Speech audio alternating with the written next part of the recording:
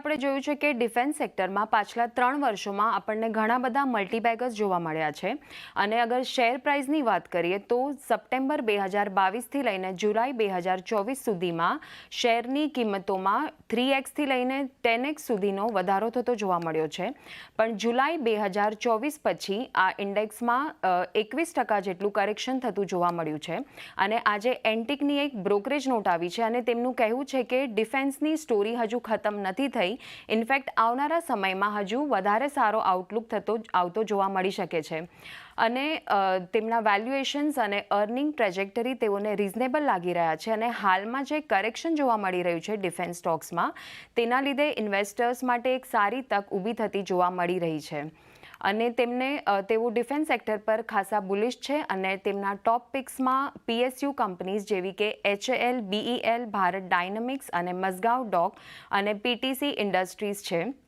અને આ કંપનીઓમાં શાર્પ ગ્રોથની અગર વાત કરીએ, એના મુખ્ય કારણની વાત કરીએ તો light combat helicopters, light combat aircraft, Su-30 MKI એરક્રાફ્ટની total ticket size ₹2.2 lakh crore જેટલી જોવા મળી છે. અને જો ઘરેલું ડિફેન્સ પ્રોડક્શનની વાત કરીએ તો FY24માં 1.3 લાખ કરોડ રૂપિયા જોવા મળી હતી, જે આવનારા સમયમાં એટલે કે FY25માં ₹1.8 લાખ કરોડ જેટલી જોવા મળવાની તેઓને અપેક્ષા છે.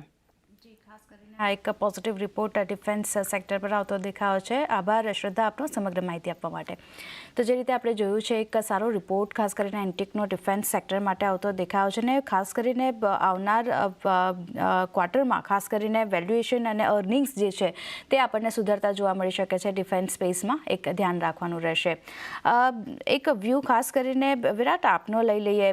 જે રીતે ડિફેન્સ સ્પેસમાં આજે જોઈ રહ્યા છે એક દબાણ સાથેનું કામકાજ BEL, HAL જેવા કાઉન્ટર બનાવતા દેખાઈ રહ્યા છે. તમે કઈ રીતે ધ્યાન રાખી રહ્યા છો આ સ્પેસમાં અને ક્યાં ફોકસ કરવું અત્યારે જે ઘટાડો આવ્યો છે તેમાં? જે રીતના ઓવરઓલ ડિફેન્સ સેક્ટરની વાત કરીએ તો ઘણા બધા શેર્સ છે જે આપણને ઉપરના સાઈડથી સારા એવા કરેક્ટ થતા જોવા મળ્યા હતા, પરંતુ નીચેની સાઈડ પર સારો સપોર્ટ લઈને તેના ફરીથી પોઝિટિવ ડિરેક્શનમાં મૂવ કરવાનું સ્ટાર્ટ કરી રહ્યા છે. જેમાંથી મને સૌથી સારો જે કાઉન્ટર લાગી રહ્યો છે પારસ ડિફેન્સ.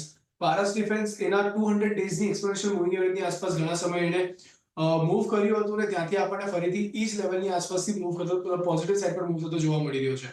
તો ચાન્સીસ છે કે અહીંયાથી આપણને ફરીથી એક સારો એવો પુશ બનતો જોવા મળે.